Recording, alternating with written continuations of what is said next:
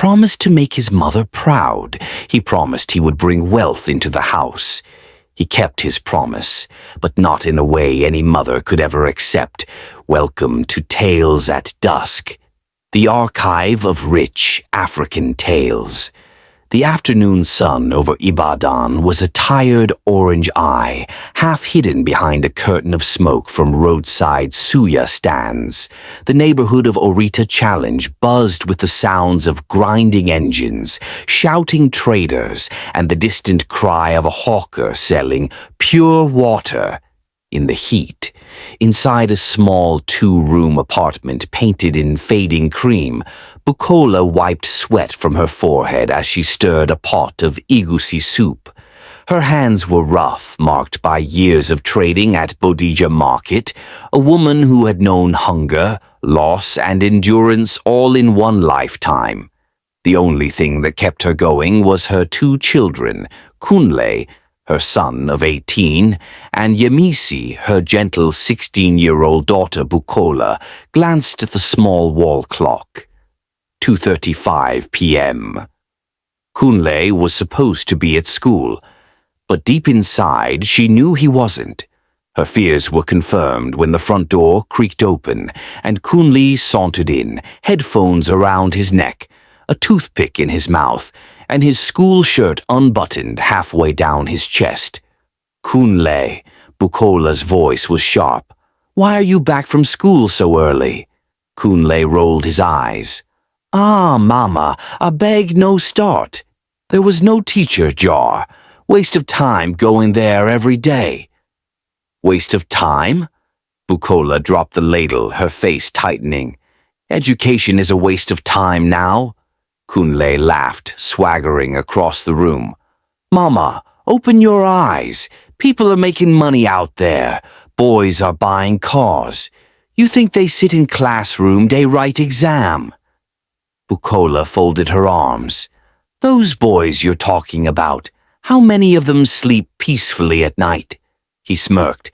"As long as money day, sleep no matter. Mama, this school thing no be my calling. I go hustle. I go make you proud." Yemisi, who had been sitting quietly in the corner with her school books, raised her eyes. "Brother Kunle, why are you like this?" "Mama is trying for us." Kunle turned to her. "Shut up, Yemisi. You go still understand one day. Now this good child behavior go keep you poor." Bukola's chest heaved. She looked at her son, her own blood, and wondered how he had changed so fast. Once upon a time, he used to hug her after school and say, "Mama, I'll build you a house one day." Now he spoke like a stranger, chasing shadows. "Kunle, listen to me," Bukola said quietly, stepping closer. "The road you're thinking of walking, it doesn't end well. There's no shortcut in life. Don't let greed destroy you." But Kunle only shrugged and turned toward the door. "Mama, I go prove you wrong." The door slammed. For a moment the house was silent except for the bubbling soup. Bukola sat on the worn sofa, her heart heavy. Yemisi came to her side, holding her hand. "Mama, he'll change," Yemisi whispered. "He just needs time." Bukola nodded slowly, though her eyes glistened. "Time," she repeated softly. "If only time could teach him before the world does. The city of Ibadan never truly sleeps. When the sun goes down, generators hum like restless spirits, and the sound of laughter and loud music fills the night." That was the world Kunle had grown to love, the fast, glittering world where boys bragged, gambled, and dreamt of sudden riches. He was just 16 when it started, the hunger for quick money. It began innocently, following friends to the corner betting shop where men argued over football odds and called each other boss. The walls were plastered with posters of smiling winners holding fake checks. Kunle liked the energy there, the smell of sweat, cigarette smoke, and reckless hope. At first he watched. Then one afternoon he placed his first bet, a small one. 500 naira. He lost. The next day he bet again. Lost again. But the thrill stuck to him like a fever. He began dreaming of that one big win that would change everything. Bukola noticed the changes. The way money disappeared from her purse, the way Kunle stayed out late and woke up after noon. She tried to talk to him, but he always found a way to twist the conversation. Mama, it's just small bet. Everyone is playing. One day I'll win, and you'll see. Bukola sighed deeply. Kunle, gambling is not work. Go and focus on school. But school was already losing its hold on him. In class, he doodled in his notebook instead of listening. His teachers complained, his grades fell, and soon he stopped going altogether.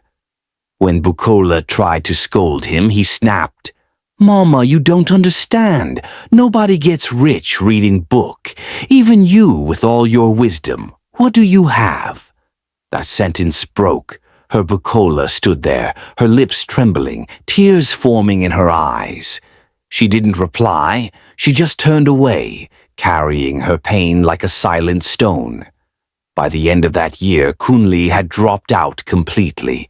He started hanging around older boys, sharp-dressed men with tattoos, iPhones, and girls who giggled too easily.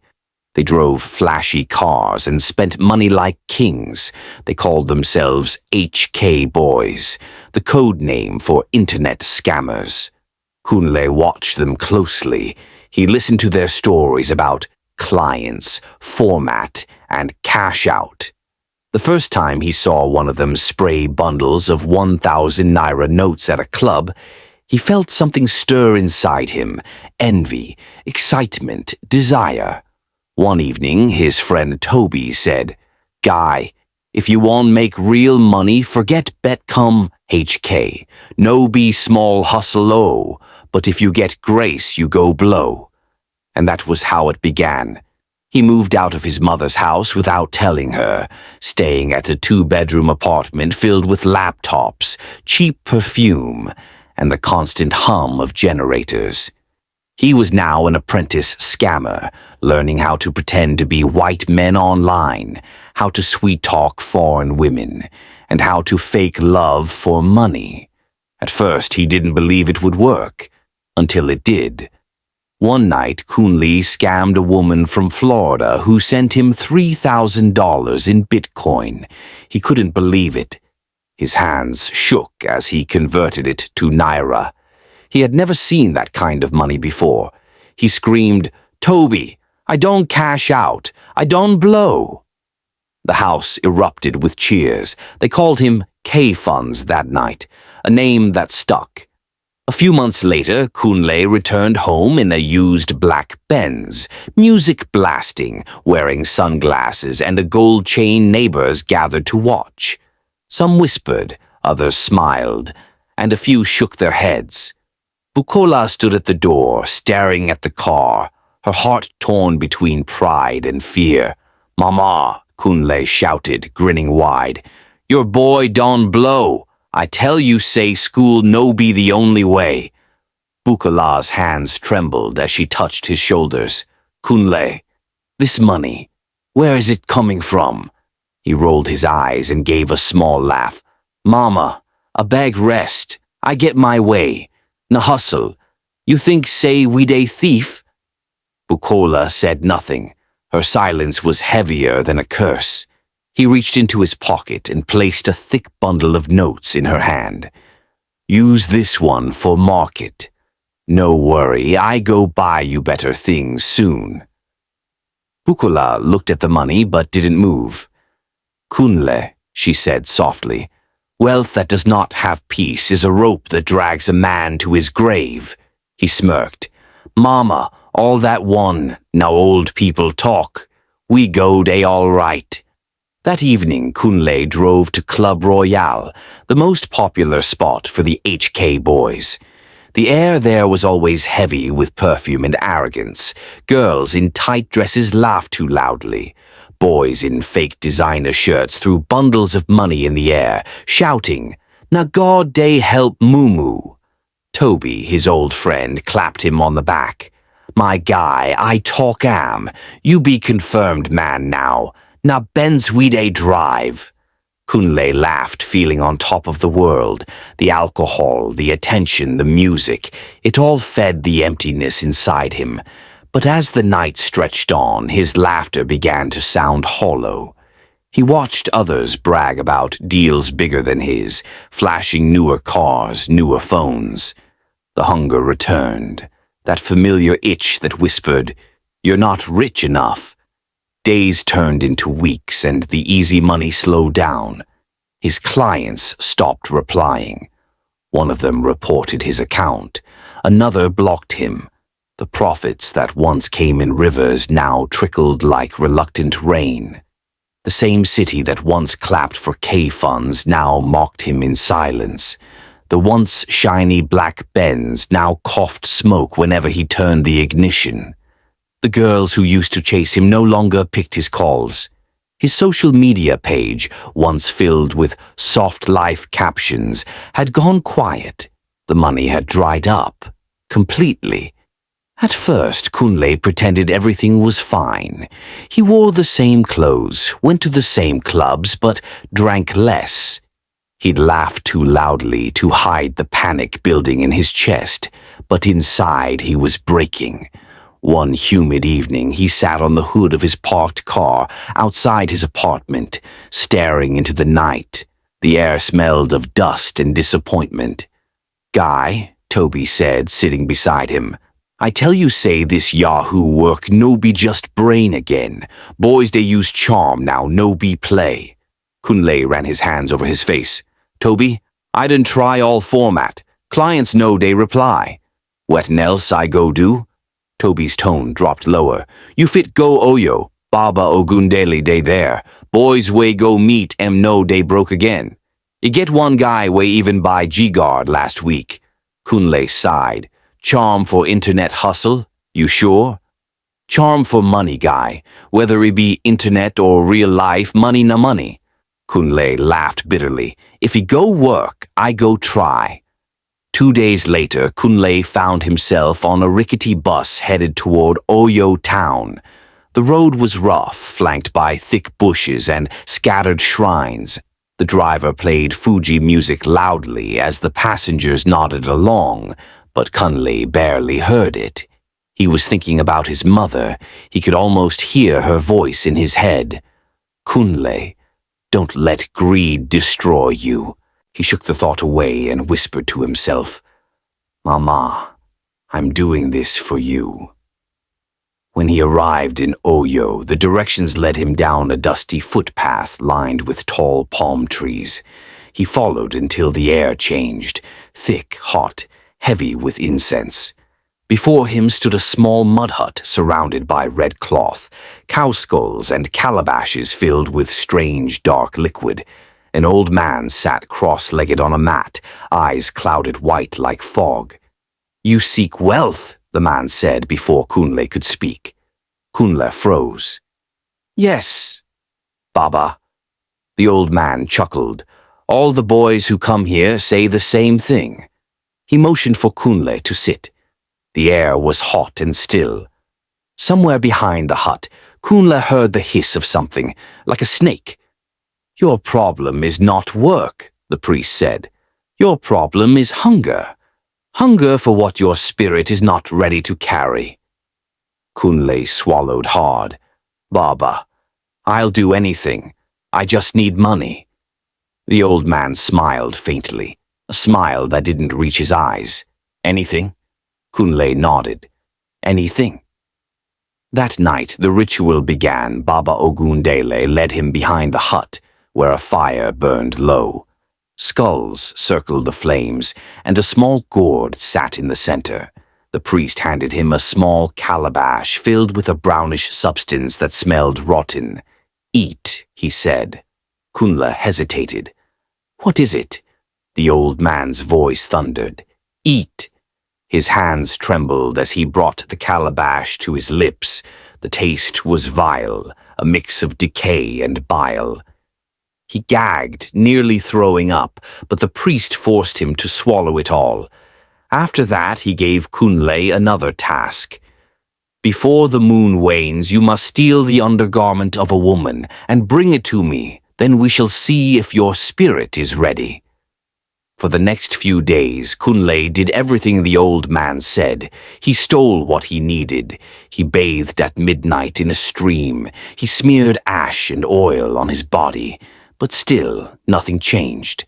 His phone remained silent. No clients, no cash-outs. When he returned to the shrine, Baba Ogundele laughed softly. "You are not chosen," he said. "Your hunger is big, but your shadow is weak. You may go."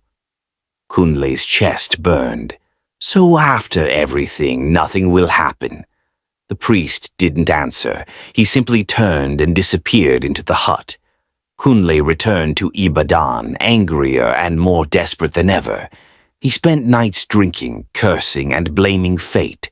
Then, one evening, while sitting at a small bar, a quiet man in white sat beside him. His skin was smooth, his eyes strangely calm. "You seek wealth," the man said gently. Kunle froze. "Who are you?" The man smiled faintly. "Not everyone who fails in darkness stays lost. Some doors only open through blood that loves you." Kunle frowned, confused. "What do you mean?" "Buy your mother a gift," the man said, still smiling. "Something pure, a wrapper. Bring it to me for prayers, then give it to her. Your fortune will follow her." Before Kunle could ask another question, the man stood and walked away into the night, vanishing as if swallowed by the wind. That night, Kunle lay awake thinking about the words. A gift for Mama, a wrapper, fortune will follow her. For the first time in a long while, he smiled. Maybe this one go work. Mama go finally be proud. The next morning came quiet and grey, the kind of Ibadan morning when the sky looks unsure whether to rain or burn. Kunle stood before a roadside stall at Bere Market, staring at rows of colourful wrappers fluttering in the dusty breeze. "Mama go like this one," he muttered, touching a deep blue Ankara fabric patterned with gold petals. The seller smiled. "Fine choice, my brother. Nay, correct material. You want buy am for your woman?" Kunle smiled faintly. "For my mother." He paid in cash, the last real money he had. Then, holding the wrapper close like a fragile promise, he boarded a bike headed toward the outskirts of town to find the man who had appeared beside him at the bar the night before. The directions were strange. Follow the narrow road by the old church, cross the stream, stop where the air feels cold. He did exactly that, and there, beyond a cluster of banana trees, he saw it. A small, crumbling mud shrine marked by white chalk symbols and dark bottles buried halfway in the earth. A man stood at the doorway, dressed entirely in white. His smile was calm, but his eyes glowed faintly in the dim light. "You came," the man said. Kunle nodded, heart racing. "Yes, Baba. I brought the wrapper." The man beckoned him closer. "Good. Come inside." The air inside the shrine was thick with incense. Cowries hung from the ceiling, and in the center of the room sat a black gourd, glistening wet as though freshly polished. Around it, 7 white candles burned, their flames steady and silent. The man spoke without looking up. "This wrapper carries her name now, the name that bore you. What you give to her, you give to your destiny." Kunle didn't fully understand, "So after I give her this wrapper, your fortune will awaken," the priest finished. "Your enemies will bow, and your mother, she will never lack." Kunle's eyes brightened. "Thank you, Baba." But the priest's face remained unreadable. He dipped his fingers into the black gourd and sprinkled some dark liquid onto the wrapper, whispering words that sounded like no human tongue. "Take it," he said finally, handing it to Kunle. Give it to your mother with a clean heart. Do not open it again. Do not wash it. And do not tell her it has been preyed upon." Kunle nodded eagerly. "Yes, Baba." As he turned to leave, the man's voice followed him. "Remember, a gift carries the soul of the giver." On the way back to Ibadan, the road felt longer than usual. The air was dry, and every passing tree seemed to watch him. He tried to shake off the unease, humming to himself, clutching the wrapper tight. By the time he reached home, evening had already set in. That hour when the sun bleeds orange and the call to prayer echoes through the streets. Bukola was sitting outside peeling yam with Yemisi beside her. When she saw him, her heart skipped. "Kunle," she cried, standing quickly. "Ah, my son, it's been long." He smiled, trying to hide his nervousness. "Mama, I bring something for you." She raised her brows. "For me?" "Yes," he said, unwrapping the package and showing her the blue and gold fabric. "Na small gift. You deserve am." Bukola's lips parted in surprise. It had been years since her son last bought her anything. "Ah, Kunle," she said softly, touching the wrapper. "This is beautiful." He smiled, proud of himself. "Just a small token, Mama. I go soon make it big, I promise." Bukola chuckled lightly, but her eyes stayed serious. "My son, I no need big money. I only need peace in this house." Kunle nodded, though his gaze drifted. He was already dreaming of the future, cars, houses, luxury. He had no idea what he had brought into that home. Bukola folded the wrapper neatly and placed it on the sofa. That evening they ate together, laughter mixing with the smell of jollof rice and fried meat. For a few hours the house felt warm again, alive with joy and old memories. After dinner, Kunle leaned back on the sofa, full and content. "Mama, this time next week, I go take you, go better place, make you enjoy life small. Life go change soon." Bukola smiled. "My son, just live clean. No matter how small your money be, if he pure, he go last." He waved dismissively. "Mama, no worry. Everything goes soft soon." Outside, thunder grumbled faintly. Later that night, Kunle got dressed to go out. Bukola watched from the doorway, frowning slightly. "Where are you going again?" "Just small celebration with my guys, Mama. I go come back soon." "Kunle," she said, her tone heavy, "don't stay out too late." He smiled, kissed her forehead lightly, and said, "I go day all right, Mama. When next you see me, I go down blow." She watched him walk away into the night, her son, her pride, her burden. Hours later, around midnight, Bukola and Yemisi were woken by loud knocking on the door. It was Kunle's friends. He was unconscious, reeking of alcohol, his shirt soaked in vomit. They laid him on the sofa, apologizing between nervous laughter. "Ah, Mama, he just drinks small," one said. "He go wake up soon." Bukola's hands shook as she cleaned his face. Yemisi brought water and a towel. They both tried to lift him, but he was heavy, limp like a rag doll. "Ah, Kunle," Bukola whispered. "You won't kill me before my time?" They finally got him comfortable on the sofa. Out of instinct, Bukola reached for the nearest wrapper to cover him, not realizing it was the same one he had gifted her earlier. She spread it gently over him, sighed, and whispered, "Sleep well, my son." The night outside grew silent. Eerily so the wind died. Even the dog stopped barking. In the darkness, the wrapper on Kunle's body fluttered faintly, as though something beneath it had moved. Bukola was already asleep by then. But in her dreams, she saw Kunle standing at a crossroads, wrapped in blue and gold, calling her name. Softly at first, then louder, desperate, until his voice turned to echo dawn, broke over Ibadan like a sigh, soft light spilling through the curtains, the distant crow of a rooster echoing faintly. Bukola stirred in her chair, her neck stiff from sleeping upright. For a moment she forgot the night before, the drunken return, the worry, the prayers. Then she remembered. Her son. She stood quickly and walked toward the sofa. The wrapper was still neatly spread over Kunle's body. The air was unusually still, the kind of silence that makes the heart uneasy. "Kunle," she called softly. No response.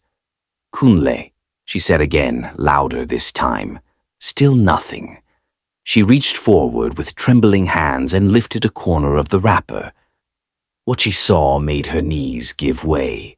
The sofa was covered in stacks of high-denomination notes, arranged neatly in the shape of a human body, head, shoulders, arms, even fingers, all made of crisp money.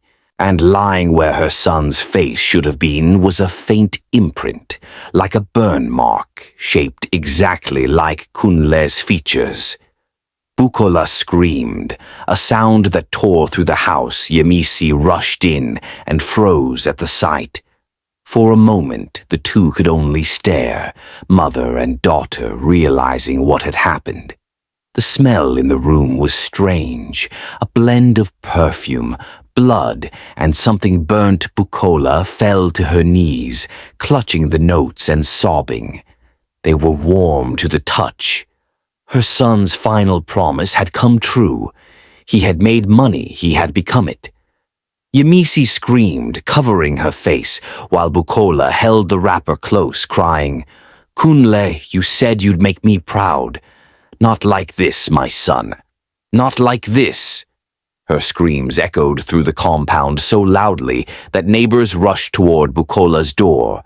But when they peeped inside and saw the mountain of money shaped exactly like a human body, many took off running, shouting, "Ogun Owo, ritual money." Bukola was on the floor, tearing at the notes, crying so hard her voice cracked. Yemisi clung to her, trembling and confused. The reality was too heavy. The son who wanted quick wealth had become the wealth itself. Word spread quickly by noon. Half the street already knew. Some came to see for themselves but refused to step inside. Others whispered that Kunle had paid the ultimate price. A few women shook their heads in pity. Men murmured that greed had destroyed another youth. But nobody stayed long. The room felt cold, cursed, wrong. Bukola sat quietly now, staring at the money body as if it would breathe again. She whispered to it, calling Kunlo's name the way she used to when he was a little boy learning to walk. Each time her voice cracked, Yemisi cried harder. The wrapper, the same innocent cloth she had used to cover her son, now lay folded beside the notes, glowing faintly in the evening light. When night fell, Bukola made a decision. She gathered all the money, shaking, shivering, and carried it behind the house. She dug the ground and buried every single note along with the cursed wrapper. As she pressed the soil back down, she whispered, "Rest, my son. Rest where no evil can call your name again." That night she didn't sleep, neither did Yemisi. The house felt hollow, a place where laughter had died. Around 3 a.m., Bukola heard a rustling sound from the backyard, the unmistakable sound of currency notes brushing against each other. She froze. The wind was still, the night was silent, but the sound continued, soft yet deliberate. She closed her eyes, tears slipping down her cheeks. The next morning, before sunrise, Bukola packed 2 bags. She and Yemisi left Ibadan quietly. No farewell, no explanation. They walked away from the city with swollen eyes, carrying nothing but grief and the memory of a boy swallowed by greed. As they disappeared into the early morning mist, one truth followed them. In the search for quick riches, the most expensive thing a person can lose is themselves. Quick money comes fast, but it always collects its price. And sometimes the price is far more precious than the wealth you were chasing. No charm, no shortcut, no ritual can replace the blessings that come from patience, discipline, and clean work. When you choose the road of greed, you don't just risk your future, you risk your soul. If you were Bukola and you woke up to find your own child turned into the money they were desperately chasing, what would you do? Burn it, spend it, run, or would the guilt haunt you forever? Tell me your answer in the comments, and if this story shook you, hit that like button, subscribe to Tales at Dusk, and turn on notifications, because every dusk, another tale waits to be told.